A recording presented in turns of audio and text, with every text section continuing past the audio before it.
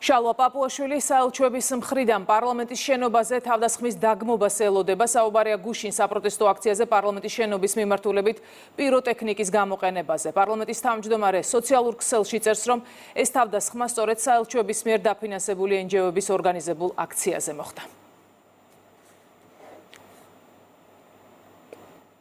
ორი დღის წინ ჩეხეთის, გერმანიის, ნორვეგიის ელჩები და ბრიტანეთის და ჰოლანდიის საელჩოების წარმომადგენლები ესტუმრნენ და სოლიდარობა გამოუცხადეს NGO-თა გაერთიანებას ადამიანის უფლებათა სახლს, რომელიც პროკურატურის გამოძიების თანახმად ეხმარებოდა პარლამენტთან ძალადობაში ჩართულ აქციის მონაწილეებს დაგისრებული კანონიერი ჯარიმებისთვის თავის არიდებაში, რაც ამავე დროს შემდგომი ძალადობისთვის კარტ ბლანშის მიცემა და მისი წახალისებაა. გუშინ საქართველოს პარლამენტის სასახლეს კვლავ გაუხსნეს ცეცხლი პიროტექნიკით.